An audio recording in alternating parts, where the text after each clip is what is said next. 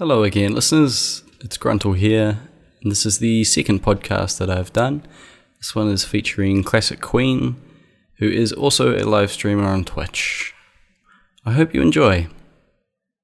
Alright, I think the audio should be working now. So, welcome everybody. I'm Mr. Gruntle. My real name's Kai. And welcome to the second podcast that I've ever done. I'm here with someone who is a cherished streamer in the Borderlands community on Twitch, who, as well as streaming regularly, is studying full-time, I believe. Yep. Recently rocketed past 1,000 followers. She is a woman who doesn't let her aristocratic position make her any less fun. It's Classic Queen. Welcome to the podcast. And I probably should turn the follower notification sound off. Oh. No, turn it up. I'm going to remove it, actually. There's a little bit of a technical difficulty, everybody. Apologies. Okay, great. There we go. Alright, and before I get started properly, I'll just let everyone know the format of the podcast. Basically, it's so that people who are interested can learn who you are as a person and why you're streaming and how you got into gaming and things like that. We'll probably start with how you got into gaming and then how you got into streaming, what you're currently doing on Twitch, and if we have time, what you're looking forward to in the future. And we'll end on a little bit of a Q&A. Sure. If there are still people around. With Dan, there was no one left, and I was like, does anyone want to ask any questions? And it was silence. Yeah, then they'll show up on my stream, and I'll be like, God, where were you guys? I don't even want to talk to you anymore. Yeah. All right. So how I got started? Yeah, when did you first start gaming, and how did you first start gaming, I guess? I honestly would say it was probably when I was like 5 years old. 5? Back they had back in my day, kids, they had ColecoVision and television. I had a ColecoVision in my house, and then my grandparents had an Intellivision, and What's I remember ColecoVision? ColecoVision? Oh God. You'll have to Google it because it's just one of the first time gaming consoles. It's around the time that Atari was coming out. Oh, okay. But I think it was one of the cheaper ones, if I know my parents' budget back then.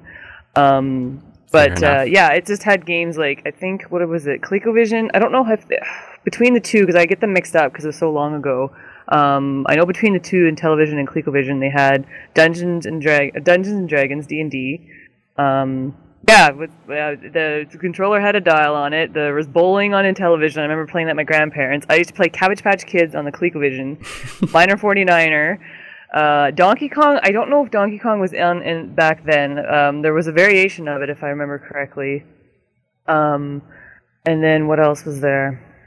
I can't remember all the games. I just remember playing Cabbage Patch Kids a lot. Like, you would take the Cabbage Patch Kid and you'd swing on vines and land on lily pads, and then you could actually go backwards in the level. Like, you know, when you start a level and it's a side scroller, you can actually go backwards and you start at the very last level, but you have to do it backwards. So that was pretty cool. But I grew up with those. Were they mostly just platformers and things like that? Mm-hmm. Well, the console, the side scroller. Miner 49er was a layout like what Donkey Kong is, I think, where you have to kind of go up the way and then kind of don't get knocked down. Yep. Bowling was the standard bowling. Dungeons and Dragons, I couldn't really play. I loved playing it, but it scared the crap out of me. Even though, if you ever try and find gameplay of it, I think it's just Dungeons and Dragons from Intellivision. You would be in like it's only not even 8-bit. I would say it's like 1.5-bit. So you go into the room, and it was like the Zelda, where you go in or Binding of Isaac, where you go into the next room, but you're in the one room and you can hear a rattle, and it's like, okay, so either the snake is either in this room if I go to the right, or he's up top, so you go to the top, like whether the path you have to take. So if you go into the next room, the snake is there, and you could either defeat it or die. Most of the time you die. And then when you're a kid playing it, you just get the crap scared out of you. So it's like, I would play it anyways, not caring, because I always liked that kind of stuff. But it was a lot of fun. But that's like when I used to go to my grandparents' house. They had the Intellivision. My parents had the ColecoVision. And then I'm trying to think. We still sort of played it a little bit growing up. And then when my cousin got a Nintendo, we used to go to their house. And him and my brother used to play a lot. And it was just 2 players, so I'd be watching mostly. And it would be just like, he'd be like, "Oh, get out of here," like didn't want me. My brother didn't want me to play video games with them. I'd be the third wheel, like legit me. Third wheel. Yeah. But I used to play the Nintendo when they weren't in the house. I used to play like caveman games and so you just Mario sneak in when there was no one there and jump on it.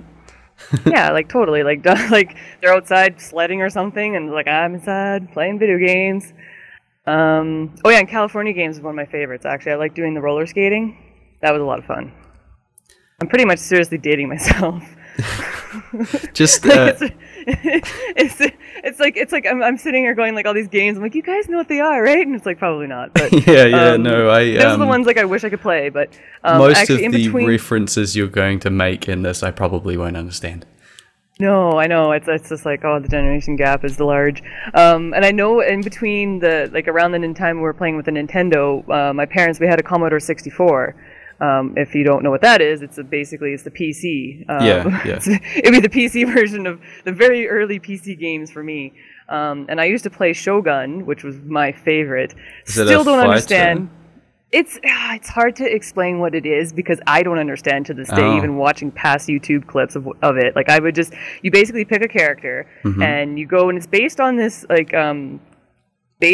novel or this old movie called Shogun, and you pick a character.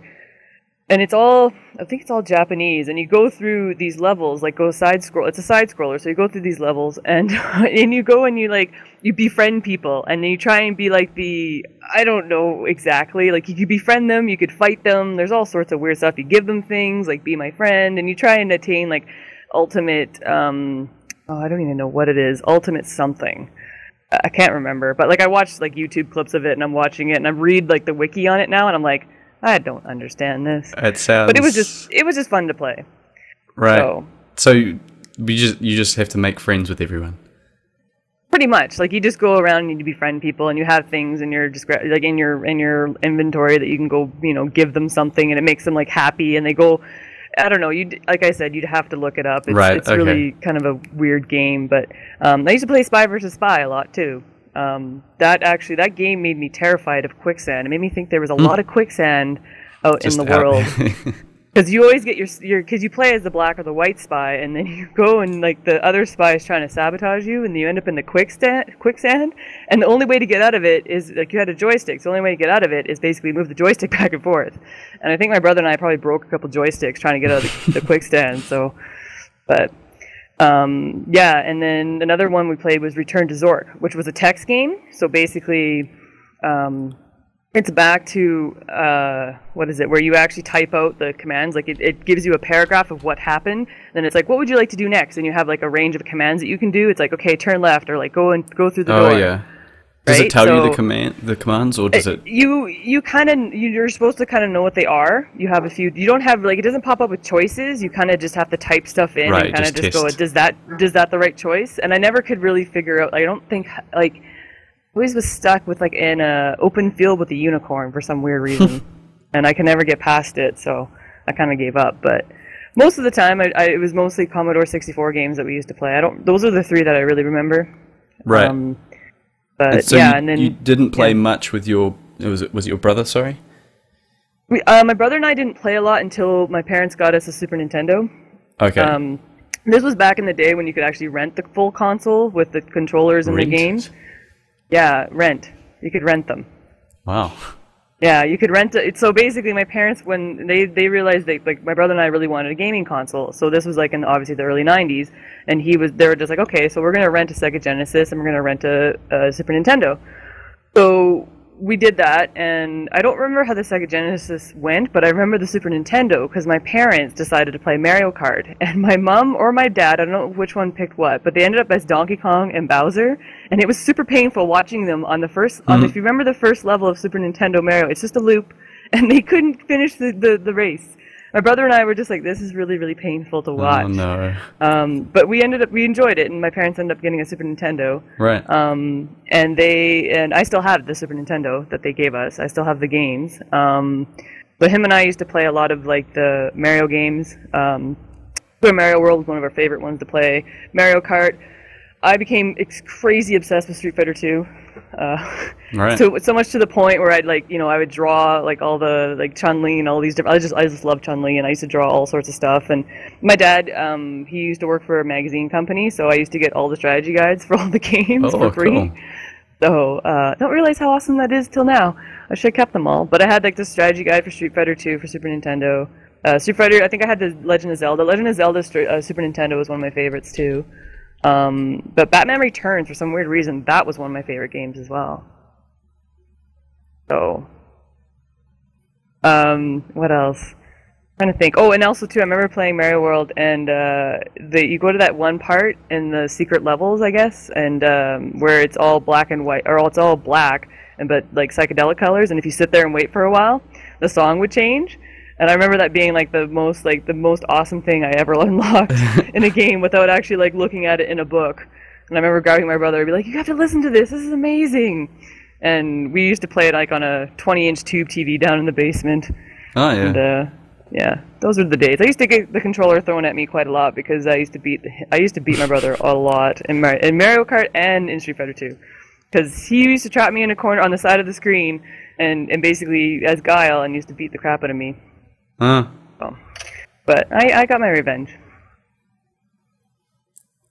So it became like a social thing between you and your brother then? Oh yeah, for sure. That's and cool. other friends, like, because I think the Nintendo you could have 4, so like my cousin would come over and we all used to play Mario together, and so we had the Super Nintendo for a while. My brother kind of went over to PlayStation, but I still I think I went through a lot of phases where I didn't play a lot of video games. Like I would play Super Nintendo every now and then, but I didn't play it as frequently over a period of time. Mm-hmm. And then so he went to PlayStation, and I used to watch him play Grand Theft Auto. And then my birthday, when I was in my early 20s, so old. Actually, no, it wasn't early. No, it was my late teens. He bought me the N64. Bought me an N64 with Mario Kart. I can't remember what else. And I really enjoyed my N64. I don't have it anymore, sadly enough. I went and sold it. Perfect Dark was one of my favorites. But I used to come home from work. I used to work at McDonald's, and I come home from work, and I go into my room, and there's him and my cousin playing on the console. And I'm just like, you bought this for me, but for you. So, but yeah, no, like I used to have a huge collection on N64. So, and then yeah, I played that a lot actually. I remember staying up late at night playing Perfect Dark, and I got really good at Perfect Dark. And I used to play him and my cousin, my brother, my cousin, and me used to play it all the time. And I used to have that gun that you could shoot through the wall. I used to get really good at it, and I was pretty cheap that way, but I'll take it. So you were just kind of beating them the whole time? Pretty much. Nice, I mean, they'll probably. He was funny because he posted on my Facebook a little while ago. Oh no, I think what did he posted something to me. I can't remember. Oh, he posted about my birthday, and he called me a really nasty name, and I just replied, "Yeah, but you still suck at video games." So. Did you then go to Xbox from the N64 or? No. I went to N64 to GameCube. Okay. Yeah, I had the N64 for a while, and then I moved. Yeah, no, I had the N64 for a while. I played that one for a very long time, and then I stopped playing it. And then when you get into your 20s, you start doing the bar scene, which is what I did. And then I moved out, and I guess one of my boyfriends, my ex, he bought a GameCube. And we ended up collecting a lot of the Mario Party games and like Mario Kart and all that stuff. And Double Dash is actually one of my favorites. So him and I got into the gaming pretty hardcore. And then he ended up getting an Xbox, and it was like he bought an Xbox, and he was just like he got it just. I think he was going between that and the PlayStation 3, and I think he got the Xbox because he already had a Blu-ray player. So this is the 360 then. This is the 360, yeah. And he had a bunch of gift cards, and he got this is back when I think it's a black one. I think it's the arcade or the Elite. I don't know. I mean, I have it still, but he bought it, and yeah, and then we ended up playing. I played a lot of Guitar Hero. I used to work for an electronics company, And if you know, well, you have Boxing Day out there, don't you? Yeah, yeah. Yeah, so like basically around Christmas time was the most stressful time. So I used to go to work and then be super stressed out and then come home and just play Guitar Hero and Rock all out. night, like just all night and just rock out. Like it was the only thing that got me through that one Christmas holiday fever shopping, whatever. Right. Yeah, and then I think for his birthday, I bought him a Wii because that's what he really wanted, and we ended up playing Mario Kart. And then we used to play Mario Kart at night all the time. So much to the point where I thought people that were walking by on the street thought we had Tourette's because we screaming obscenities at each other, or not more or less at people like the people, because we would go online and race, so we'd be screaming obscenities at the people online. Right. You know, like how'd they lag? Oh my god, he was just here, and then all of a sudden he's like way past me, and I actually really enjoyed the motorcycles on the Mario Kart Wii game. And then I'm just trying to think of all the gaming stuff I've had. Like he bought me a Nintendo DS, the Legend of Zelda version, which I still have. So I used to play that at night. So I used to and I have an emulator, the R4 emulator, that gets you all the games. Ah. Yes, nobody listened to that. That's bad. Yeah. I had a friend who had one of those as well. He had everything. Yeah, I had. Well, I actually used it to play I actually used it to play games I kind of wasn't sure about. And then if I really liked the game, I would actually go out and buy it. Right, so it's kind of slightly bad, but not really. No, to me, it just gives you a preview, right? Like, I mean, the games for the DS weren't cheap at all. They're like $30 to $50. Yeah. And I know the games for sure that I got were like, the Legend of Zelda games were great, and Mario Kart as well. So those ones, for me, are like a good investment. And I guess you probably wouldn't have bought them, or you wouldn't have bought as many if you didn't first try them. No, exactly. Yeah. I don't think that thing was a terrible thing at all. And a lot of people do it. You know, it's like if they bought the console or they bought the DS, and the fact that they want to save money just by using the emulator, it's like, I don't know. Yeah. I don't think it's a bad thing. But yeah, and also too, I'm one of the few people that doesn't like the N64 Zelda. I will put that on my gravestone. I don't care. I had it. I actually had the N64. I had both of them, and my dad gave me the strategy guides, and I started playing them, and I'm like, I can't do this. And I think one of the strategy guides is like uncracked. I think it was the second one. Like I think Majora's Mask. I don't even know. But I don't know anything about Zelda games. I haven't played them, so I can't say whether or not I like them. But that's okay. That's okay. All I know is my that favorite. My favorite one's Legend of Zelda from the Super Nintendo. Like that just hands down. I'll play that forever. All right. Yeah. All I know is a lot of people love the games, and I probably should play them just to see what they're like. I'd recommend playing the different versions. Like play the Super Nintendo version, play the N64, and kind of see which one you like. Because you're gonna have people that love the N64 and don't like Super Nintendo. You're going to have people that like Super Nintendo, don't like N64. You're going to have people that like it all. What's the difference between those? Is it just the Super Nintendo and the DS ones are the ones they look down. They're like dungeon scrollers, like Binding of Isaac. N64 is more like it's a third-person control. So that's probably why, because I could only, back then when I was starting with N64, I could really only do like a first-person shooter, like Perfect Dark, or the Mario Kart, or what Super Nintendo Zelda was. The third-person control was very new to me, and I just was basically don't even want to try to even get good at it. Also, Navi was really annoying, so we'll go with that too. Right. So, how did you transition into a PC? That was actually kind of an interesting transition, to be honest. So my ex and I split, and I ended up with the Xbox because the ISPs out here, the internet dudes, they, because it was underneath my name, he could sign up a new account. So you sign up a new account, you get an Xbox. So he's like, well, why don't you just take this Xbox? I'll get a new one, which was only 4 gigs. I'm like, this one I have is 120. I'm like, all right, fine. So then I played the... Can I swear on this? Is that okay? Yeah, no, it's fine. Just I feel like I'm like, should I mind my swears? I played the shit out of my Xbox. I'm not kidding you. Like that thing red ring twice, but it came back. It never really actually died. So you just overworked it and it needed a rest. Pretty much, and I had a panic attack when it did. Because my Xbox friends, I was like, oh my god, it red ringed, because they talked about how many red rings they've had, but mine's been pretty good. My Borderlands, I remember there was one night I was playing Borderlands 2, and I somehow I went up to my TV and I knocked the console a little bit. So while it was playing, it scratched the disc. Oh, the crunching, and I had a panic attack. That was just actually probably in the last, because that was out here when I'm in Calgary, and I actually took the disc and I like looked up the people I knew that could fix it, and I'm like, are they still open? And I like raced. It was a 20-minute drive. I'm like, I don't care, and I raced and I dropped it off. I'm like, okay. God. Can you fix it? Like, when is it gonna be ready? Like, okay, it's gonna be like tomorrow. I'm like, okay, I can go back home. I can't play any other games because I'm obsessed with Borderlands 2 right now. I'm just gonna go to bed. I'm probably gonna watch a movie, go to bed, and then wake up, and then I got things I gotta do that keep me busy until it's ready to go. Like, it was, yeah, and sounds like a bit of an addiction. It was a bit of addiction, yes. I mean, I did play it for the full month of March last year, leveling all my characters up. So, yeah.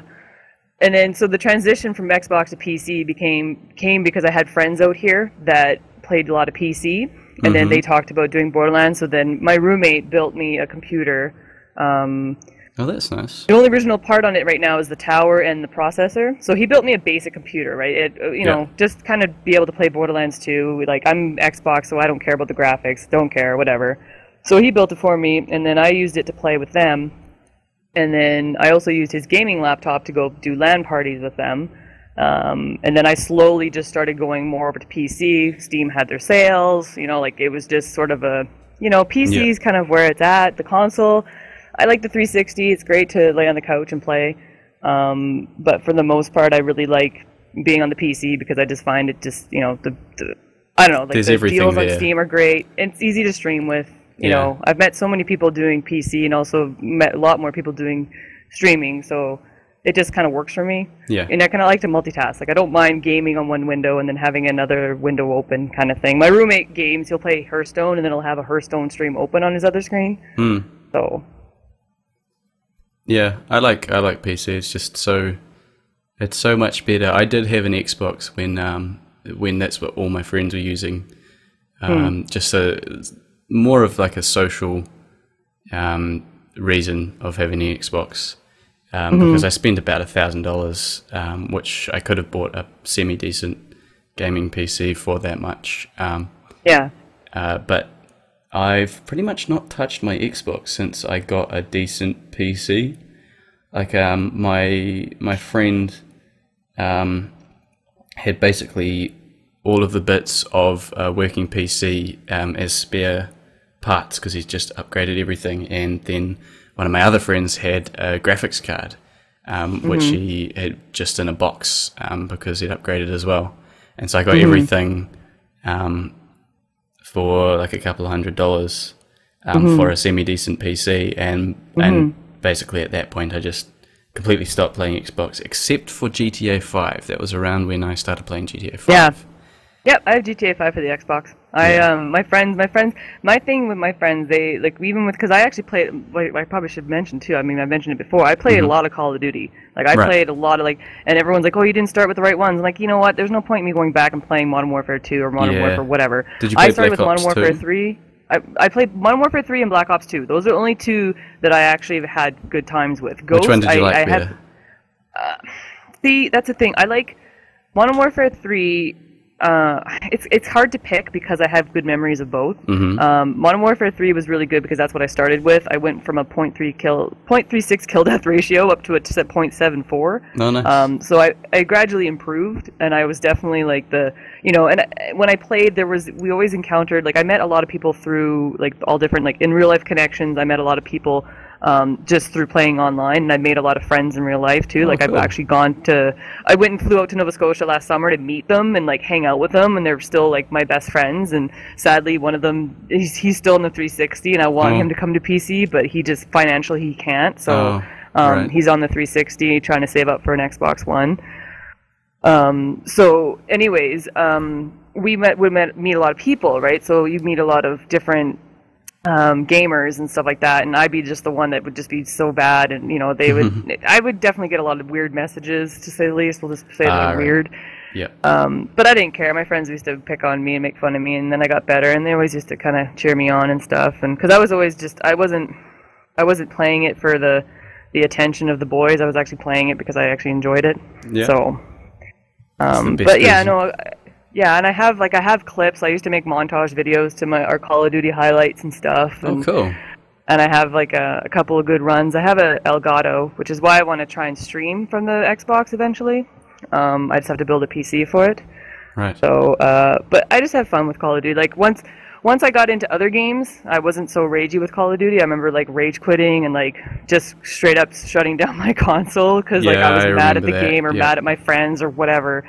And I'm like, why am I playing games that make me angry? Like, why do I play games that make me angry? Games are supposed to be fun. They were fun for me growing up. And then I started playing different games, and Borderlands 2 never made me rage. Yeah. Until I had to fight Pyro Pete, that son of a bitch. So I used to just do a lot of Borderlands 2. I got really obsessed with Dishonored on the Xbox. I got really obsessed with Gotham City Imposters, which are a couple of the free ones that Xbox offered. Oh yeah. I actually enjoyed Halo 4. I don't care what people think. It was my first full Halo game that I played, and I really enjoyed it. Yeah, I thought I liked the. I hadn't really played any kind of fantasy type shooters with interesting enemies and things. It was before I had played Borderlands as well, and I thought it was quite cool. I loved the graphics in it as well.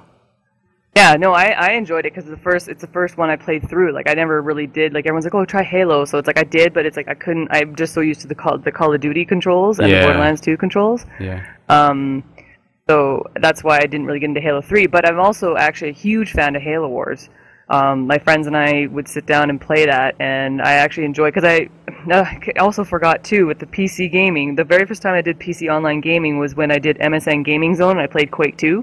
And I was actually really good at Quake 2. Yeah, I was really good at Quake 2. And they found out I was a girl when when I killed them, and they'd be like so angry. And I'd be like, yes, I'm just gonna like feast on your angriness right now.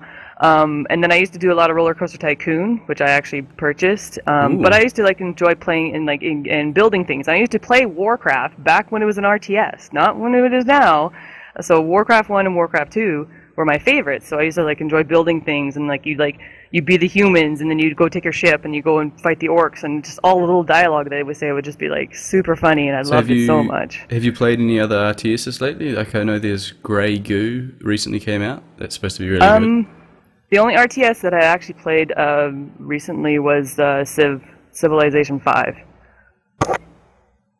Oh yeah. Not the new one, but the thing is that when I turn, I'm kind of scared to actually start up Civilization 5, mostly because I look at it going, I really need like a weekend to commit to that, because I remember starting it and I remember actually playing it for a little bit, and all of a sudden like 6 hours roll by. I'm like, what? Like this is amazing, but holy, it just takes so much time. And I did actually pick up Command and Conquer: Kane's Wrath for the 360. So I did kind of play that bit, but to me, that's the kind of game that should be on the PC, because it's easier to do RTSs on the PC, obviously. But the Halo Wars was good because it didn't need too much controls. Like you didn't have to do a lot with your controller, whereas Command and Conquer, you have like more options to build things and all these different things you get to pick from. Whereas like Halo Wars, it's like, okay, well I'm going to be Anders, and it's like I just need to build, like I have a handful of things I need to build in order to get, my Hawks going or whatever. So okay, I still fire up the Xbox and play with my friends. They'll like text me and be like, hey, you want to play Halo Wars? I'll be like, no, I'm playing Borderlands 2 on the PC. Go away. Just a little thing. Sorry about the barking in the background, everyone. I can't control it. Obviously, someone's turned up and the dogs are barking. Apologies. Gruntle, control your bitches. That's fine. I'm surprised my cat's not around meowing his brains out. I was just going to say, you're talking about spending a lot of time on a game. I just the other day downloaded and installed Elite Dangerous. And that's a game that is just a complete time sink, but it's so much fun. It's like I properly started playing it yesterday. And some of the missions, like you pick up a mission to go collect something and take it somewhere. And the mission time's like, you've got 3 hours to complete it. And I'm like, 3 hours? That's quite a long time. It's probably not going to take that much time to actually do the mission. I'll just go get it done. And then like 2 hours later, I'm still trying to find the thing. And I'm learning all the controls still. And it's, it's just, everything takes ages, but everything's so much fun in it. I'm flying a spaceship. Yeah. A spaceship. Yeah. That's the thing. That's the thing. It's like I just don't understand the like I just don't understand the playing games that make you angry, playing games that bring out bad emotions. It's like we should play games that make you happy. Yeah, Have I fun got with. I got it's like that's really from being a kid. Yeah, I got really addicted to Borderlands. No, not Borderlands. I am still addicted to Borderlands. But Yeah. Black Ops 2. Like I was spending, I was skipping school to come home and play Black Ops 2, but it would always be in this state of like, I've got to win, I've got to beat these people, why are they killing me, I should be winning here, and that's when I started drinking coffee. So It was like, somewhere. it was quite intense playing that game, and I was really good at it towards the end, but I still only had just over 1 KD because when I started I was crap. It was the first Call of Duty game that I'd ever played. Just over 1 KD and you were crap? Come on. I had a .36 KD, man. Well, I mean, I think because I started playing just as a guest account on my friends' stuff, I got a little bit of practice before I actually started playing on my own one, but I managed to get like diamonds, all primary weapons, and I was halfway to weapons. All diamond secondaries, but for some strange reason I realized I was addicted, so I was like, I'm gonna stop, and so I stopped for a month or so, and then for some strange reason I came back and I was like, I don't like my KD, it's too low. I'm gonna reset everything. And so I reset everything. You did the reset? Oh, I did a reset from max prestige level. You got level. a badge for it. With max prestige level with diamond almost everything. And I reset. That was the worst mistake. Also the best mistake. But like I went commend back, people for doing that. I was tempted to, but I never did. I went back, I started playing it from level 0 again, and I wanted my guns back. The whole time I was like, I wish I had a diamond gun right now. I don't know why I did it, and then I stopped playing pretty much forever in that the DLCs still hadn't fully come out for it, and I'd bought the season pass, but I was just like, nah, I'm not really into this game anymore, because I kind of ruined it for myself. But I actually think that's a good thing, because otherwise I might not be I probably wouldn't have a life right now if I still played that game. I honestly, I wouldn't have had the group of friends that I have now if it wasn't for, as bad as Call of Duty was for my raid. I wouldn't have made all the friends that I did and do the trip and out and to see, a different part of Canada and stuff like that. Yeah, that's a good point. Yeah, but like I'm looking at my game time on Black Ops 2, and I have 541 hours on Black Ops 2, and I have 343 hours on Modern Warfare 3, and I like both of them for the different reasons, but I did do the I think I diamond. Which ones did I diamond? I think is it the diamond in Modern Warfare 3 too? I can't remember. I don't think so. I think it was gold. Possibly. Yeah, I basically leveled up the one set of, not the snipers. Everyone was surprised I leveled up the assault rifles. The assault rifles? No, the LMGs. Oh, wow. Light machine guns. Okay.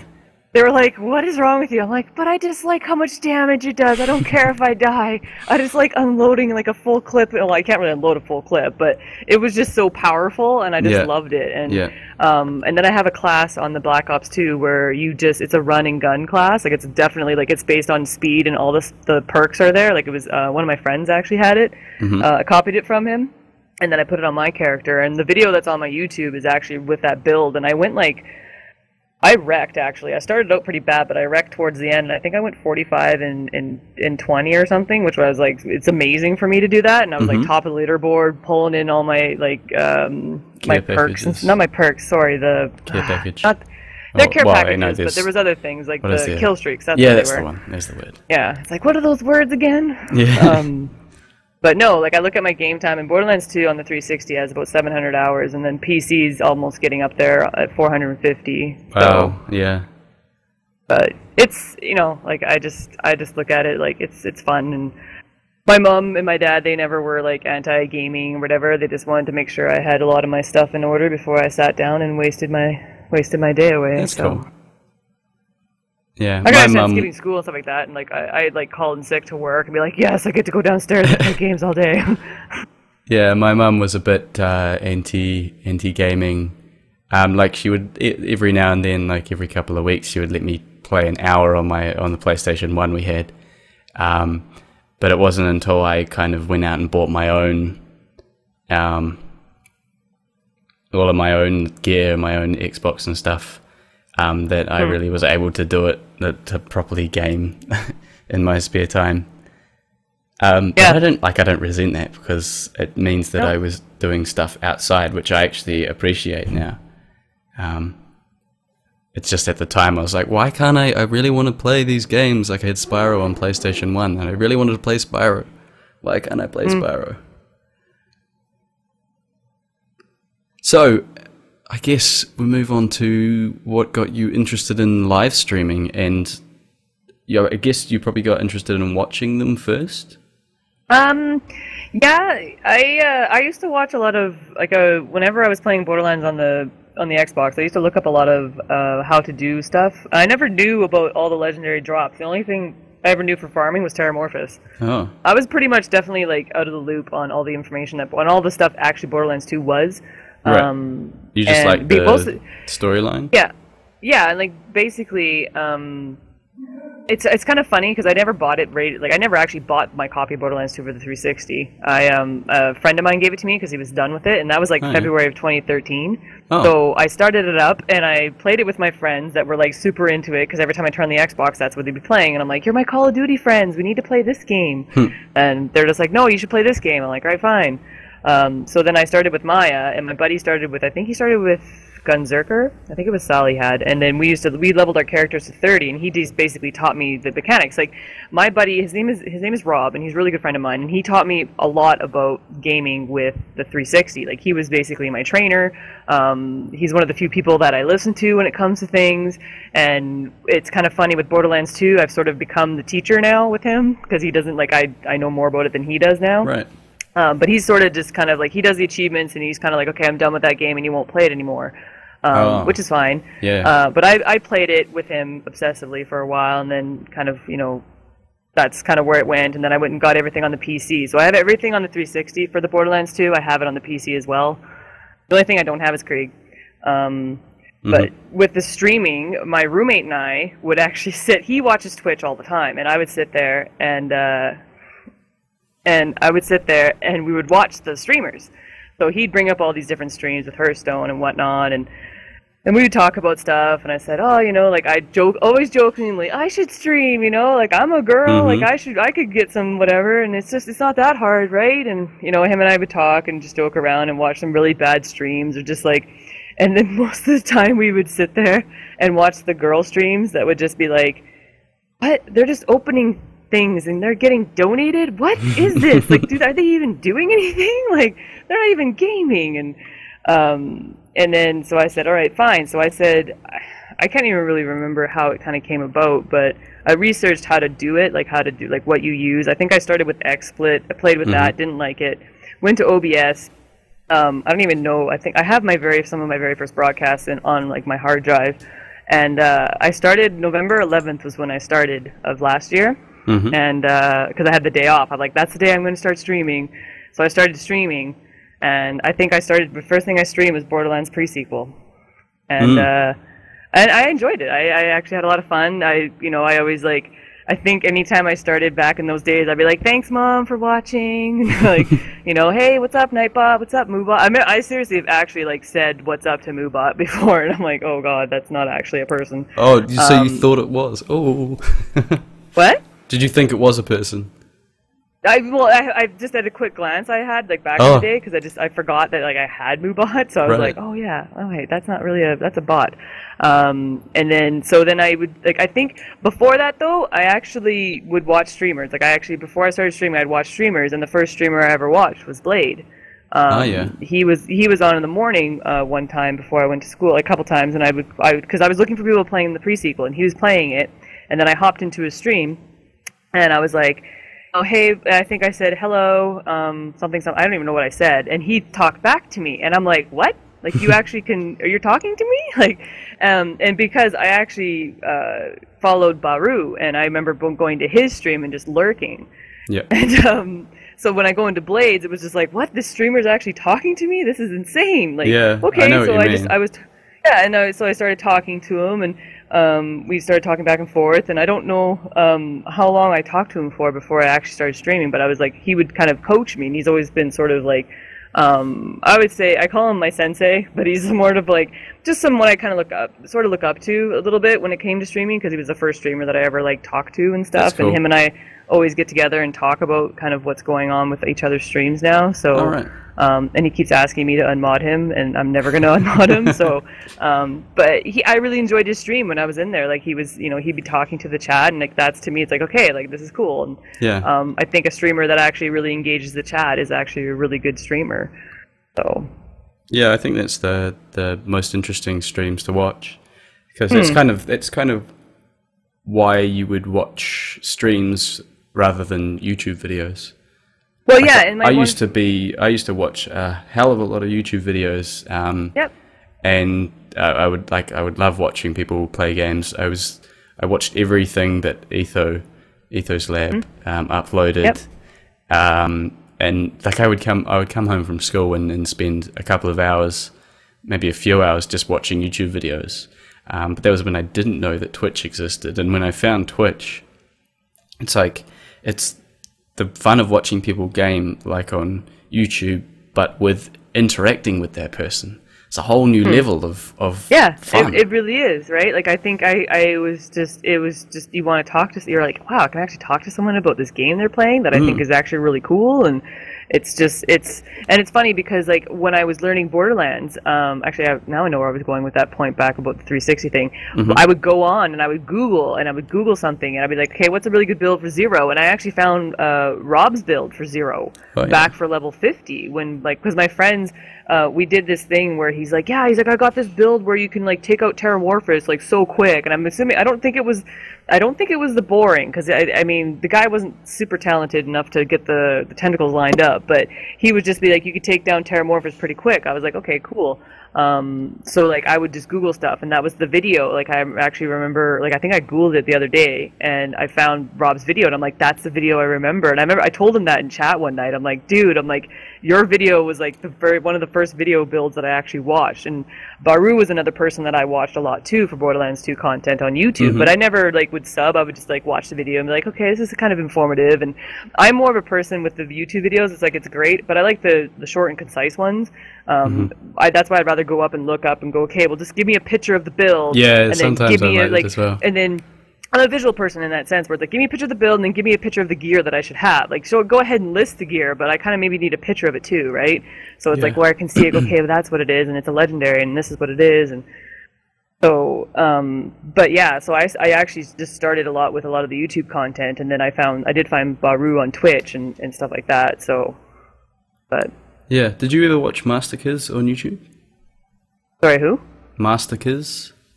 No. He was a streamer of Borderlands a while ago, but I think he got burnt out, and he's doing a lot of Destiny at the moment. Oh, okay. He was the first Borderlands person on YouTube that I started watching.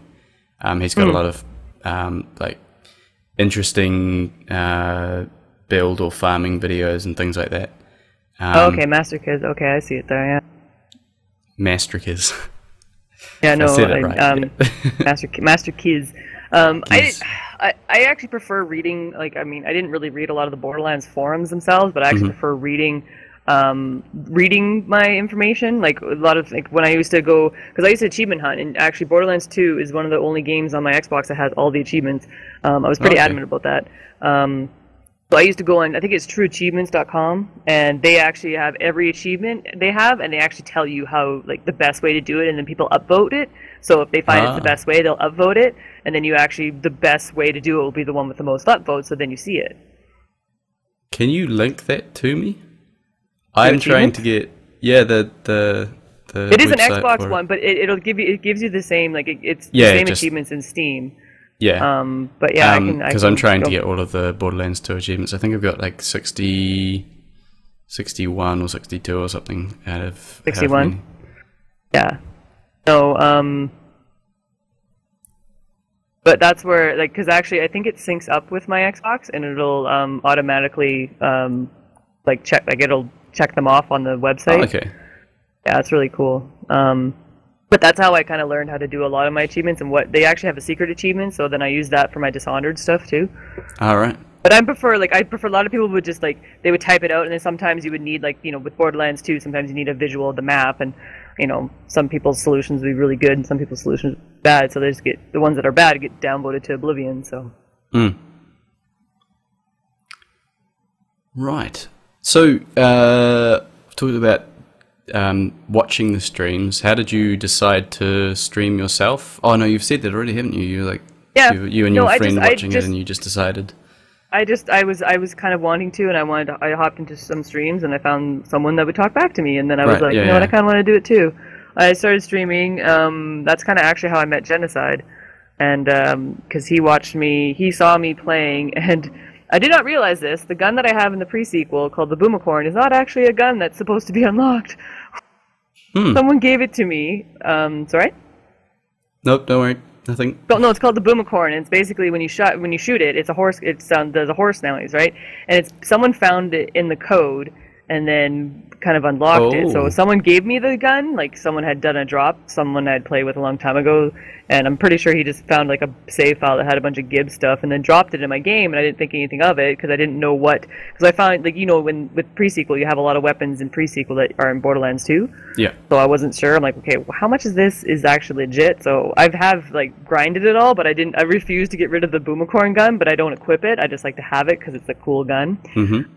And then so Jen saw me actually had the gun, and he was just like in chat going, hey, can I have that gun? And I'm like, okay. So like he hopped into my game, and I duped it for him. And then apparently I do this with a lot of people. I actually wouldn't play with Genocide for a while. I made him play with a bunch of other people, and then I said, all right, fine, I can play with you. It was like a buffer thing, but right. And that's how I met him. And then he actually told me about Kitchen Wench, and then I was like, oh, okay. And then I kind of just did the like, okay, I'll check her out. So I checked her out, and then I started talking to her, and she started talking to me, and I'm like, oh my god, again, you know, like it's that fangirl moment. And then it's like, these people actually talk to their chat. And then so her and I slowly became friends, and then she introduced me to a whole lot of people through all the raiding and stuff like that. So yeah, raiding is amazing. That's how I've found a lot of people, and it's one of the coolest things on Twitch, I reckon.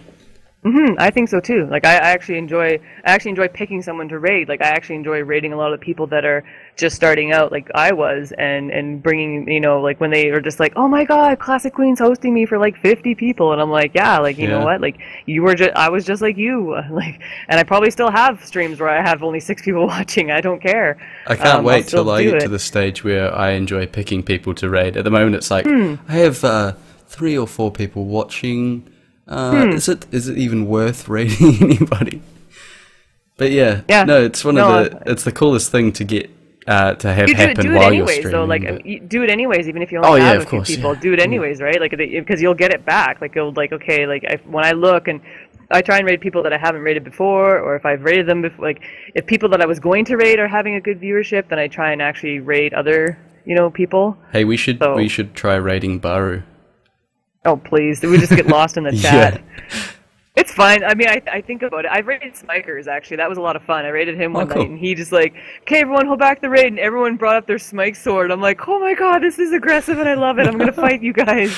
And it was just a whole, like, chat wall, and he was just laughing, and it was just like, and that's the thing. It's like, I love watching Smikers, because he's like, I come in there, he's like, hey, Classic Queen. I'm like, hey, dude, like, totally awesome. And he has, like, a lot of people watching him, and the chat, you know, chat moves and whatnot. But I find there's a lot, like, I enjoy the streamers that even if I go in and they say hi, like, that's all I need, right, to kind of just stay and chill. It's like, you don't need to, like, talk to me constantly if your chat's moving so fast. But if you say hi to me, it's like totally cool. Even if they don't, like, I go and I watch Excessive Profanity, and he was my first sub, and I go and watch him, and I found him through Baru. So, like, I watch him and sit in his chat and say, hey to the chat, and chat says hi back to me, and, you know, and then all of a sudden, like, either he'll notice or not, and if he doesn't, I don't care. Like, I just sit there and I watch him play games. I don't know what he's playing, but I learn a lot, right?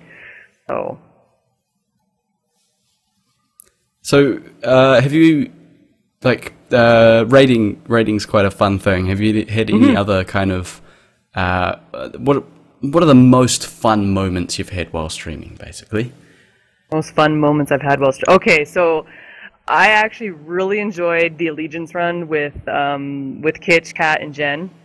I did watch the video yesterday before I started work, because I have a clip of it, like a 12 to 14 minute clip of it that was really funny, and that was a lot of fun. I think on Thursday when I was playing Dishonored, I shot a dude in the head and it dislodged his head, and I took the head and threw it at a guard and then pushed the guard in the water, and I couldn't stop laughing. So I find the streams that I enjoy are the ones where everyone's kind of having a lot of fun, where I'm having fun and they're having fun in the chat. I had one stream where it was just like people were just like dancing in my chat to my music, and I was just having so much fun too, and super engaging and super positive. I really enjoyed the quad stream I did on Christmas with it was Dan, Kitch, DeBum. He doesn't stream much anymore. Myself, and we did the DLC, the Tiny Tina DLC.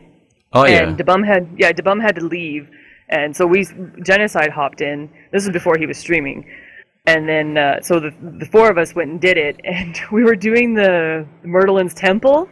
Yeah. And I think the four of us were just so damn stubborn. Like, we kept getting knocked out or whatever. And I actually was with I had Gage, and I got wrecked. And there was only one round that I made it through alive. And I was like, oh my god, guys, I'm alive. Like, this is amazing. And then I think the fourth round, I think, we got knocked out very quickly. And Dan was stuck in there. And he was playing. And then, like, we were talking or whatever, and then we were up in that little room up top where we're trying to help him, and all of a sudden he just went quiet. And we're trying to, like, hey, Dan. He just went dead quiet. We're like, are you there? And he finished the round, and then he's like, guys, he's like, my hands are so sweaty. And like, he had just went into the zone. Like, he basically tuned us out. He was just like, I gotta do this. I'm the last person standing. And we got knocked out fairly quickly in like the fourth round. Like, I think there was like 5 rounds within the fourth round, and we got knocked out within the first or second round. So he basically powered through it all. Yeah. And we were just like, oh my god, Dan, we thought like you were mad at us. Like, we thought all these things. And he's like, no, he's like, I needed like my hands, because he does a controller, right? So it's like, he was just like sweating. Like, he's like, I don't want to do this again. And and it was a really good time. Like, I really had a lot of fun. I actually have a lot of fun when I do multi streams with people. And you know, back before the hunt, when you actually, like, I enjoy the multiplayer aspect of Borderlands 2, where you actually play with a bunch of people, and if you have a good lobby of people, the game goes by really good. Where you have, you know, if you have a crappy lobby of people, well, then it's like, you know what, I just want to go play by myself. Yeah, I've only really excuse me, I've only really played solo Borderlands just because. Oh really? Yeah, I mean, I played a little bit of multiplayer, and I've enjoyed playing multiplayer. It's just that it was something that I was playing just as a fun thing. I'm mostly a solo player, except for things like Call of Duty and things like that. But that quad stream we did right at the start of the hunt, where we got Veracitus and Vivivorous. That was a lot of fun. It is a lot of fun. I find it a lot of fun. That's why I like when I sent out that tweet. It's like, guys, you want to do like the actual 4-player co-op? Do you feel kind of lonely? Because I feel kind of lonely when I do the hunt. Let's just do this together, and let's have some fun with it. Do some, like, because Gage, my playthrough, I reset her so we could, because when we actually had to do the Tiny Tina DLC back then, I didn't want anyone to sacrifice any of their characters, because I know that Kitch and Dan and DeBum, they were still using their characters for hunting. That was back when the Hunt 3 was still on, or they're still doing, like, they had a lot of stuff unlocked. So it's like, okay guys, I'll take the bullet and reset my game. So I reset Gage's game, and I picked her because she's one of my favorite characters to play, and also to kind of change it up, because it's like, you know, let's go play 2 Sirens and 2 Gunzerkers, like, yay. But I mean, not to slag anybody on that. I like to just have a variety of characters when you're playing, so people can see everything. So I reset her gameplay, so I actually just got her past Flint, because I want to bring her into the hunt. So that's why I was like, you know what, maybe other people want to play with me. It's like, that's why I sent it out. It's like, hey guys, let's do Gage's playthrough if you want, and kind of get her through some stuff. So yeah, but she's actually got the Hornet and the bonus package, just doing fighting Knuckle Dragger and fighting Boom Boom. So Yeah, I was reminded of that when in our quad stream with Veracity, I think it was. Yep. And was it you and I think we both died, and it was Kat and Dan still in, and they went down. Yep. And it was like, that was like the greatest moment in gaming history.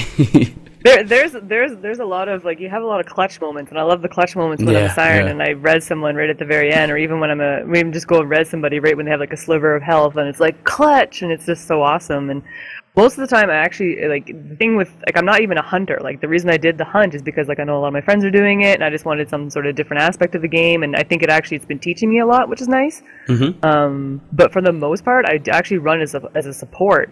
I like running Sal with the Hoarder class mod, and people are like, well, he's not a support class. I'm like, I know he's not a support class, but he's got this Hoarder class mod, and I think it actually helps. And I actually have most of my Maya runs as a nurse. Like, I have 2 builds for her, and actually, what I wanted to do, this is how obsessed I was with it. I have 2 Mayas on the Xbox. I wanted one as a nurse and one as a cat mod, like as a cat build. And I'm like, even though you could just reset the build, I was like, no, I have to have them separate. I'm just like, that's how obsessed I am about her character, where it's like, I want different versions of her, but I don't want to have to keep resetting her and, having all gear on one. It's like, why don't I just create these files? And back in Xbox, I actually created them fresh, so I have a level 60 on Xbox with Maya. She's not 72 yet, and a 72 Maya, so...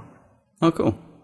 I'm very stubborn in the sense of like, well, you can just get a save file. It's like, yeah, I could go get a save file, but I could also just start a new character. Yeah. I have a friend that is like that. He's like, why are you creating all of these things? The whole point of the game is to level everything up. He gets to level 72 with a character, and then he just completely stops playing that character and never goes back to it. Yep. I have my friend the one that does the achievements. He'll just like stop playing the game. So it's like, and then I think he traded in Borderlands 2, and then he ended up picking it up again. And because me and his other friend we were playing it a lot too. Right. So, but yeah, and there's actually, with the fact, like, I mean, the Allegiance run was actually a really cool thing. Like, there's just so many different things I didn't know Borderlands 2 could do, and I didn't realize it until I started streaming, because a lot of people, they do all these different things, like I didn't know the perfect sham, and I'm the like, Allegiance run and that kind of thing. And the One Life, like, when someone told me about the One Life, I'm like, oh, that's like the dumbest thing ever. But then when you actually start doing it and see people doing it, it's like, oh, it actually looks like a lot of fun. Like, I did it once with Kitch. It was me, Kitch, I think Inferno Titan, and someone else. And we ended up dying at level 5, I think, because Titan picked Krieg, and he went in and he just ended up dying, and we're just like, well, there goes that. And I want to try it again, because I've watched Hayabusa and Gunzerker do One Life runs, and they get up to, like, they go through all the way through True, and I'm just like, I want to be that person that does that with the One Life, I was watching, Baru does it too. Yeah, Baru, when he got up to OP8, I watched the final... one of the final peak runs that he was doing in his One Life, and it was just the most intense game I've ever watched. It was quite cool, and he ended up getting through it as well, which was awesome. I think I was actually working while he was doing that, so I had it up on like a tab in the background. Just so people didn't realize that I was watching it, but I pretty much wasn't working that day because I was just watching it. Yeah, if actually I've never watched Twitch at an office job yet, and I know that I probably couldn't in my last office job because our internet was so bad. But yeah, I could see that being an issue whenever I get my full-time job. Yeah, it's so distracting. I'm pretty sure my roommate watches it when he's at work. Probably has like three screens, one with Twitch and the other one, so... Yeah. I just want to make sure, it's been about an hour in this podcast. Are you still good to keep going? Yeah, you can keep going for a bit if you want. Excellent. I just wanted to ask, talking about work and things like that, so you're not a full-time streamer. No. You are full-time studying, though. Yep. What's that like? What are you doing in the studying realm? I'm working on my second semester of IT, basically information technology, and my major is computer systems, so I'm learning a whole lot this semester about file systems and circuitry and what the hell else? Oh, scripting for programming. Well, not programming, but more scripting. Well, yeah, actually, to write a program to do stuff. And client server, which is basically setting up servers and dealing with IPs and stuff like that, IP addresses. So that's happening, and it's very intense.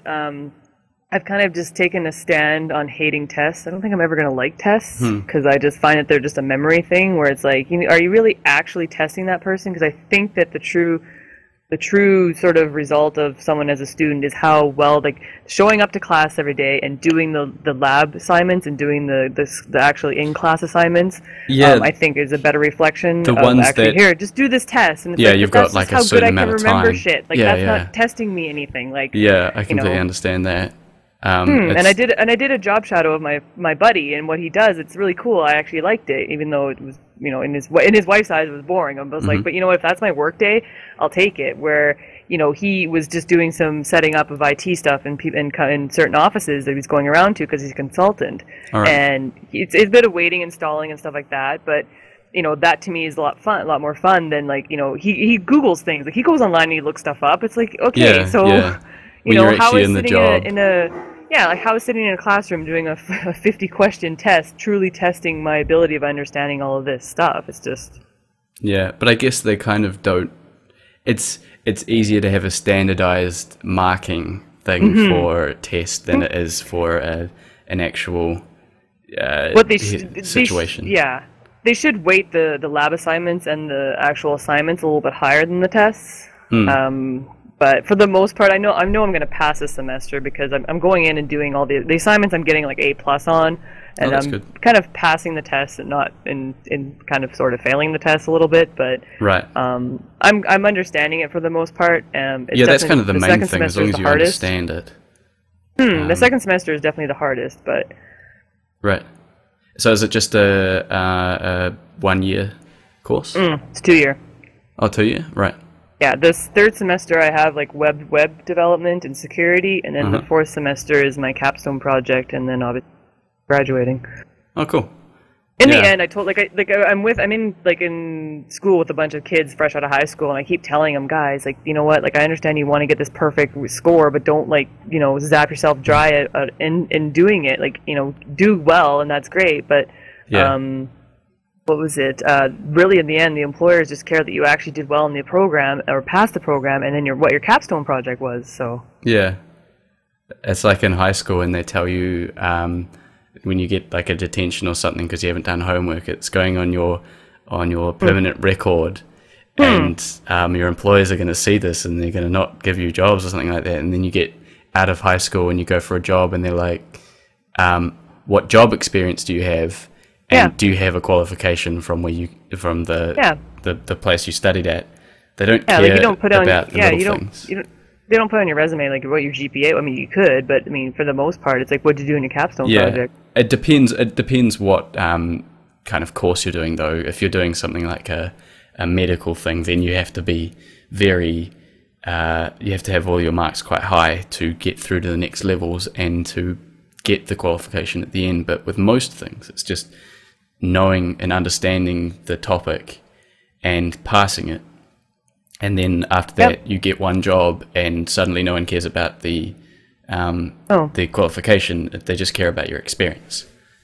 Like I hate to say it, but the $14,000 I'm spending on my tuition plus whatever extra fees I have to pay is just going towards the fact that I could probably get a better chance of getting that job over some guy that just got out of high school or just wanted a career. This is a career change, is what it is. Right, but it also it does give you the knowledge, and it means that you don't have to find everything yourself. You've got a kind of a basis to go from there and get a better job, as well as giving you the qualification.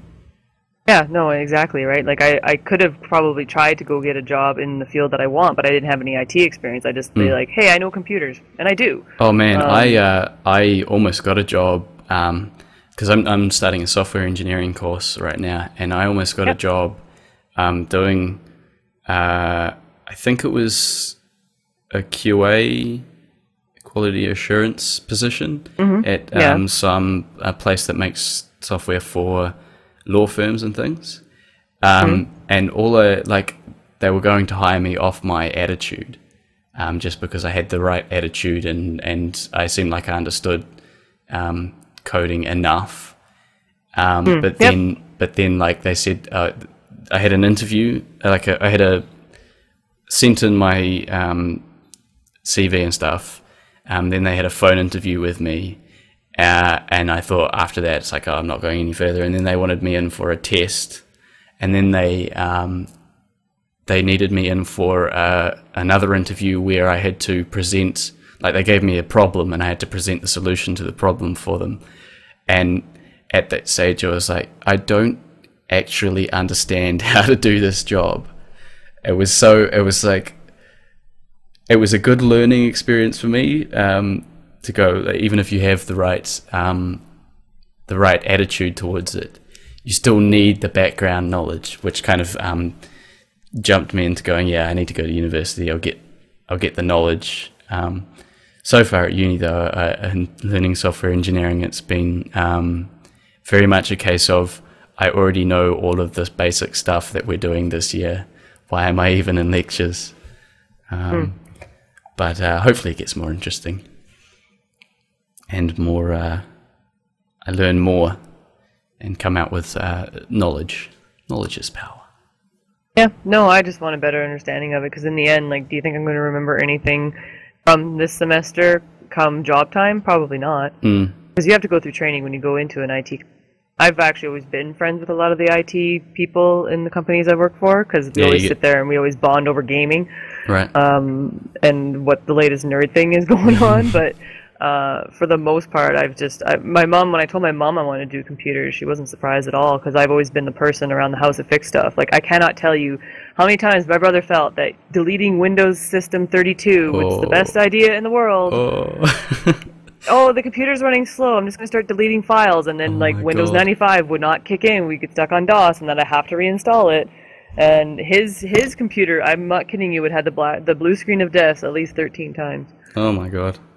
So yeah, I've got a friend who works fixing computers and things, and he's just this weekend told me a story of a person brought in their laptop or whatever to get it to get Windows reinstalled, and so they reinstalled Windows, sent it back to them, and the guy who they sent it back to kind of didn't trust their install or something like that, and then redid it himself, but clicked the wrong button for it, so it completely wiped. Oh no, it was a hard drive. That's right. They were formatting a hard drive or something, and what he did was completely wipe the hard drive so that it couldn't be recognized by the computer. Then he sent it back to them again. They fixed it and sent it back to him, and he didn't trust their fix or whatever, and then did the exact same problem. And they'd sent him a thing saying, "This is, if you want to do it yourself, this is how you do it. Do not do this." And he did the thing that they said, "Do not do this." Sent it back to them again, and this every time that he sent it in, they charged him, and so they did it again, sent it back to him, and he broke the thing again, and sent it back to them and got charged again. It's quite funny. Yep, no, I lost a lot with the hard drive issues. I've actually lost I have a hard drive that I need to actually try and fix and get information. I've lost a lot of important photos from trips that I took. Oh no. From a period of 2008 to 2010. Oh wow. I didn't have them backed up like I should have, which I actually was really good with backing stuff up onto the good old CDs, but I actually hadn't been charged yet, and you just hold on to it in case the technology changes. So I talked to my instructor, and I can bring it in when I get it from BC. I can get it from my friend who has it, and then bring it in and try and get it fixed. Oh, cool. And it's funny too, because when I went and shadowed my buddy, he was there doing other stuff, and then they were like, oh, because it's the IT guy. It's like, oh, I'm just gonna ask him about I'm having a problem with my email and stuff like that. So it's just the thing with IT is that you have to be careful, is that people are just going to sort of take advantage of your computer knowledge. So you go in and you're and it's I'm in here for this one job, and then you get 5 things asked of you where it's okay, you have to make sure you document that. So you have to be very careful where you don't get taken advantage of. Right. Because I remember my cousin was like, "No, you can just be my IT person." I'm like, "This is going to be great. When I'm done my schooling, I'm going to have remote desktop access to all my family computers so I can help fix their stuff." So, and I have to build my mom a new computer because she's actually having a disk error with her computer, so I have to build her a new computer. So you're the family IT person. I will be the family IT person once I am done, I'm sure. I said, well, you guys, I can't pay the mortgage or pay rent or any sort of gas bills with, cake and food. Get fat, but I can't, they don't pay the bills. So do you have any other passions that you spend time on? So you got studying, streaming. Do you do anything else? I used to be heavy into sports. I used to play a lot of baseball and soccer, and I stopped doing that mostly because I just didn't like the team aspect anymore. It was basically win at all costs, and that's not how I am. I kind of just want to play the game for playing the game for fun. Yeah. You should play table tennis. Tennis? Well, there's a table tennis at our school that we can actually go in and play. Oh, really? You're You lucky. need to bring your own. You need to bring your own, paddle and ball or whatever, and you're good to go. Yeah, we've got for the most. Sorry, go. Yeah, we've got normal tennis, but we don't have table tennis, and I was really bummed when I found that out because I played a bit of table tennis in high school, and it was so much fun. And I thought there would be one at uni, but there's not. It's ridiculous. Oh, really? Yeah. That kind of sucks. I've always been into sports. Like, I grew up with sports, playing sports, soccer mostly, and baseball, and then I used to do a lot of sports in high school. I really do enjoy it. Like I said, the team aspect is lost on me. So I find that when the summer comes around, I usually try and go outside and go running. I actually really enjoy running. I've enjoyed a lot of solo stuff, and people don't. It's really funny because when I talk about moving away from here, they're like, "Oh, what about the mountains?" I'm like, "But I don't ski or snowboard." And it was like the worst, like the most taboo thing I could ever mention when I lived in BC, and when I actually moved out here, is that I don't go skiing or snowboarding, and I do go hiking. I'm just not interested. I've never really been. It's not something like I've always like, yeah, I'll try it, but then it's always the price tag that comes with it that I'm not really a fan of. Yeah, I guess that's fair enough. So, and because when I was raised, like my parents were on a budget, so I always played the cheap sports like soccer and baseball, where I didn't, you don't have to buy a whole bunch of gear in order to play that, and the registration fee was fairly low, and my dad used to get a discount because he used to coach us, so it was always sort of on a budget, but we were still able to do sports. For the most part, I really need to get back to my TV shows, but I would just say it kind of sports, watching sports, and going with my friends. We're going to go to the Calgary Comic Convention here in April. Oh, cool. I really do enjoy traveling whenever I get a chance to do it. I actually love getting in my car and just going on a road trip, which is a lot of fun. Yeah, me too. I just haven't done it lately. Yeah, I grew up on road trips. That was the family vacation, so we used to go. Get in the car and just go drive across Canada, and I was it camping or? I did do camping. I'm not a huge fan of camping. I don't mind it for the most part, and I don't know. It really depends on who you're with. A lot of people just want to go camping just to get drunk, and I don't drink as much as I used to. Right. I'll drink, but I don't want to go out in the wilderness and just get shit faced. I'd rather just let's go into the wilderness and be in the wilderness. Well, like play card games or something like that. Yeah. And have fun and socialize and just hang out and which is fun and whatnot. But a lot of people just want to go and get drunk all the time, and it's just like, why do we have to keep drinking? Like, I enjoy drinking, but I like to do it in certain settings and as a background to other things rather than its own thing. Yeah, we don't need to. I just hate hangovers. So going out camping, having a hangover in a tent. Yeah.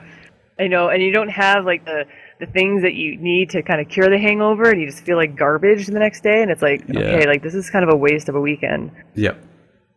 Yeah, we my family vacations, family holidays were always on a budget, but they were always road trips like yours, I guess. So it would always be camping at like the cheapest campsite and with small tents. But it was always so much fun. There was a lot of going for walks and just finding new places. I really need to get back to doing that because I haven't done it very much recently. But yeah. Yeah, no, for me, it's just like when the weather gets better. Like I've talked to my friend today. I'm like, like we actually walked from her house to the breakfast place we go to, and it was minus like, yeah, Celsius. So it was minus when I checked the weather this morning when I woke up. It was minus 14. And then when I got to her place, and then we were walking, we're like, what? Why are we walking? We always walk to this place, but today it's just so much worse. My face hurts. Everything sucks, and we ended up walking there, and walking back, and just griping and groaning. And then I checked the weather app on my phone a little bit later on. It was -6 at that point, and I told her, I'm like, let's just take the average between that. She's like, okay, we'll just go with -10. I'm like, yeah, why did we walk outside at -10 where my face hurts? Like, we're so stupid. But I would not survive in temperatures like that. I've moved from a cold-ish place to a warmer place, but even in the cold-ish place, it was like the most cold it would get on the worst cold night was like -5 or something like that. That's like insanely cold. But that's during the night in the middle of winter. I don't know how I could never survive in -14. Well, see, it's funny because everyone, like when I moved out here and everyone in BC is like, you know how cold it gets out there? I'm like, yeah, but it's a dry cold. So it's a different kind of cold. It's not like it doesn't have the humidity to it. So it's a bit, it's definitely -10 out here would be for me when I go back home and it's like 5 degrees. Like 5 degrees is colder there than -10 is out here. So. Different kind of cold. Yeah. Yeah. No, definitely a different kind of cold. So. But, it's Canada, so what do you... Yeah. Everyone just thinks that we just probably live in igloos and it's cold all the time, and it's really not that cold. It's just when we have winter, we actually have winter. So yeah, I have a friend who grew up in Canada. What? Canada. Canada. And you guys are riling me about my Mario friggin' pronunciations. Grew up in Canada, and he everyone is always like, when it's cold, it's like, why are you dressing up warm? You should be used to the cold. And he's like, back in Canada, it is cold, but you don't just accept the cold. You go inside and you put the heaters on and you dress up warm. It's not like you're suddenly acclimatized to freezing weather. But yeah. So are there any other passions or anything that you do in your spare time that you want to talk about? I'm trying to think if I do. I should. I really should. I don't know, I do collect a lot of nerd stuff, like my pop figures and whatnot, that tweet that I sent out earlier. I do enjoy working. I work at Starbucks, and I do enjoy working there. The people there are really good. For the most part, school has definitely taken up a lot of my time. Right. If I didn't have school, I probably would be doing a lot more activities. I do enjoy traveling when I get a chance to. And I do enjoy going back home to BC and visit family and whatnot. So, yeah, music is always big with me. I love music. I love listening to it. I love... Do you play any yourself? I can play the flute from high school. No, I did not go to band camp, everyone. And that's not that kind of way that I would do my flute anyways. And I did try and learn guitar, but I can't have the discipline to do get the calluses built up on your fingers. Right, yeah. So, but I got the full guitar with the music stand and the Queen's sheet music and stuff to learn. I'd like to learn piano. There's a lot of things I'd like to do. It's just a matter of like, I have no time. I'd love to learn piano. Such a cool instrument. But I like piano, and what else was there? Piano and ballroom dancing was one of my favorite things to do too. Oh, cool. So, back to the streaming thing. The main reason that we're doing this podcast. Do you have any kind of major plans moving forwards to do with your streaming and your channel and things like that? Honestly, I'm starting to get the hang of. I don't know. I guess I worry so much of what kind of stream I'm presenting. I do kind of need reassurance that I'm doing a good job. I worry that I come across like the bitch streamer, but for the most part, it's just that I just don't tolerate the hate that goes along with sometimes that you see in streaming, which I've actually, I've seen and I've been not really a part of, but I've seen it and been trolled and whatnot. Yeah. With my stream, I just want to have fun with it. I want to see the people that I follow and that I'm friends with through streaming do really well. That they want to do it full time. They want to make a life out of it, and I want them to do well. With my stream, I just kind of want to have fun with it. I want it to be something I can do when I get home from work, whenever I get that magical IT job, where after working all day in front of a computer, I can actually just have fun in front of a computer with friends and stream, entertain. I've always been like that. Like I've always been, when I go into streams, I try and be like not so much the attention seeker, but more like just kind of I know what it's like to be in a stream and have a dead chat, where it's like I just want to talk to the streamer and be like, hey, how's it going? And kind of make them laugh. Yeah. And, you know, and try and just be their kind of, I don't know what you want to call it, but definitely not social shy butterfly. in the streams. Yeah, I guess so. And I spent most of my 20s in the chat rooms of Yahoo and ICQ and stuff like that. And I really, that's how I kind of built up be able to type and chat and how to talk to people. Right. And kind of how to engage streamers. I'm more like want to be the comedy relief when they need it. If they're having like a rough stream or something like that, or hop into their game. I'm more or less just do it as a fun thing. It's just a hobby. That's cool. If I get a sub button, fabulous. If I don't get a sub button, I'm fine with that too. If I get friends that get their sub buttons because they really want it, I would sub to them in an instant. When Dan gets his. Yeah. Well, no, I'm not going to sub to Dan. No, I'm just kidding. I'll sub to Dan. Of course, I'll sub to Dan. I'll sub to any of my friends that are going to be going to get their sub buttons, the ones that I follow and whatnot, and I'd rather see them get it because that's what they want to do. Whereas I'm just like, yeah, it's more of a casual thing. Like when I feel bad because I hit the 1,000 followers, and I'm kind of like, oh, okay. And then like I just felt bad because like Ginger's dancing to his followers. I'm like, I probably should be more like happy, and I'm not. You know, well, I mean, like, you're doing it for a different reason, so. Yeah, you were just doing it for the fun of each individual stream rather than an overall thing. So. For sure, and then legendaries, right? Like Dan reacts just so well, and I'm sitting there just like, oh yay, I got this, and I'm like, hey, moving on. Like I just like, okay, I really need to work on my reaction time, and I agree that I was actually incredibly shocked every time and quite loud. And everyone loves it. Yeah, yeah, and that's the thing, right? And that's great. And it's like I feel like I just need to be more hyped about it. And I guess I'm just kind of like I've always sort of been super chill. I'm more hyped about being surprised with something. Not like you're sitting there and you're farming something, and it's like I get surprised if I get something I'm not like I got the striker from the bunker, and I'm like screaming at the bunker like, why are you doing this to me? But for I guess I don't know. I just for me that's something I want to work on. I like entertaining. That's why I'll probably always have the webcam on. I'm not a person that sits there and goes like, oh, like I'm gonna look like this today. Like I need to look something different. Like I am who I am. People are gonna come in and be like, I want to see your tits. It's like, you know what? How about you see my band hammer instead? Like, but yeah, and I don't know. It's just a fun thing. And when I hit 2,000 followers, I'll do a dance. I guess. Like I said I would. Ginger's inspired me. Yay. So I'll do a dance when I hit 2,000 followers. Cool. I just want to let the people that are in the Twitch chat know we're just about to.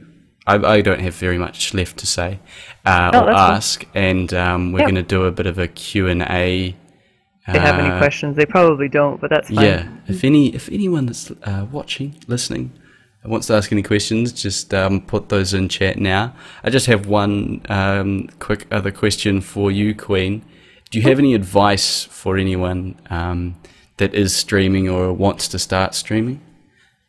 I just say do it. Do it? Do it. My one friend that I went to breakfast and donated blood with today, she plays WildStar a lot, and I talked to my other friend, and we talked about her streaming WildStar. And my friend today, she should stream WildStar because she's really good at it.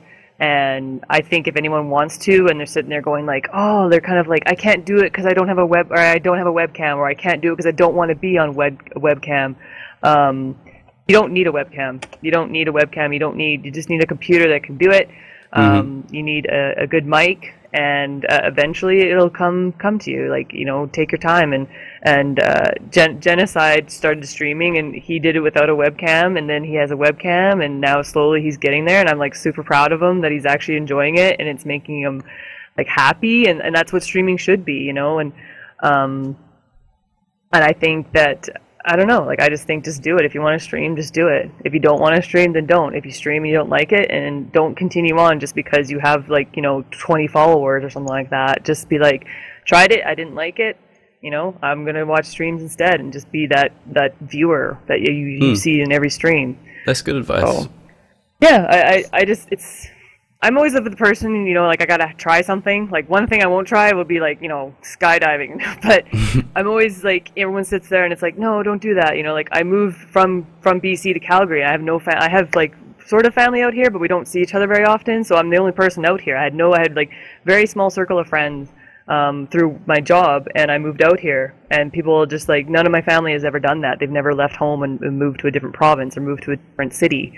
And it's just like, I'm of the person that's like, you know what, I see something, I just want to try it. And that's what I did with Twitch. I see something, I just want to try it. So that's where I am now. So that's cool. Okay, so questions. Sorry, I've read the chat and what Ginger just said. So go right, on. yeah. So we've got one question here. It's a very important question from Sentient Pickle.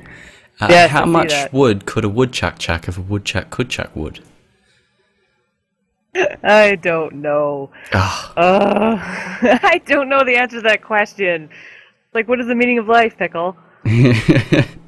Hayabusa has a proper question. If you had one video game to play for the rest of eternity, what would it be? Super Nintendo's Legend of Zelda: Link to the Past. That's a quick answer. There you go. It hands down, yeah, and then right second is Borderlands 2, but Zelda was the very first game I actually played where I didn't consult anything. There was no internet back then. I didn't have any strategy guides because I don't think my dad had picked them up by then. I mean, I grew up with, like, Game Pro and Electronic Gaming Monthly. Those magazines were like my, like,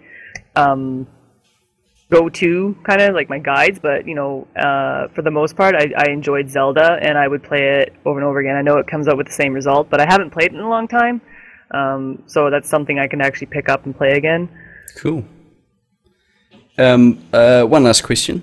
What game are you thinking of playing after the hunt is done? Joel's desk. Wait a minute, you missed Pickle's question. What? Oh no. Oh no. He had a serious question. He had a serious one. Unfollow. Well, what is your favorite character in any Borderlands game, and why? There you go. Why? Maya. Mostly because growing up, I actually played a lot of. I always picked the female character, which is why I'm super obsessed with Chun-Li in Street Fighter 2. And I really enjoyed Perfect Dark because the lead character was Joanna Dark, who is a female as well. I always just identified with it because obviously I'm a woman, so it's like, you know, like I picked the girl character. So Maya was my first because I only had the 4 characters at the time, so I picked her. And then I played through her, and she's probably the one I've actually messed around with a lot of the skill trees.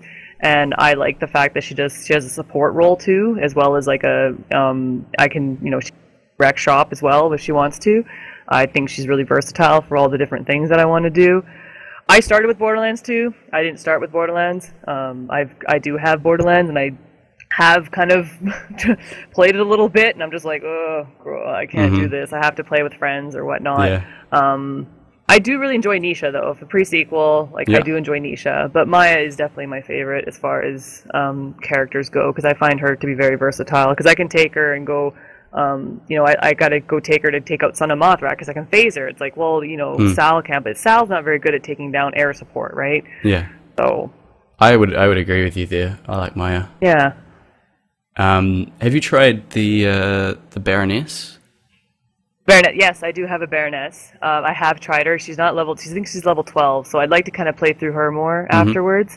But for the most part, I still have to play with her more. But like the reason with Borderlands is because I started with Maya, and it's like she's just kind of like the go-to girl, right? So. Yeah. But, all right, and I guess we'll go back to that other question about after the hunt. What game will you play? What game will I play after the hunt? I have a lot of games to play. I think I saw on your profile panel? or in the thing Yeah. that you've got a bunch of games that are coming soon. I do. I have to actually update that because there's some. I probably should take out Borderlands because I don't think I'd like legit stream the first Borderlands game. I'll still stream Borderlands 2. More gameplay. I am playing Hammerlock's DLC, and I will be playing the playthrough next week, like I said, on my Thursday night. I'm starting to dedicate my Thursday nights to streaming different stuff, like trying to stream, like I'd stream Dishonored, and I had a lot of fun with that. That's one of my favorite games. With the last part being some hunt stuff, to kind of just do a quick 2-hour hunt and just be like, see if anything drops. I have Cryptid the Necrodancer, which I want to get going. South Park, the Stick of Truth. Never Alone, I think, is one that I wouldn't mind checking out. Yeah.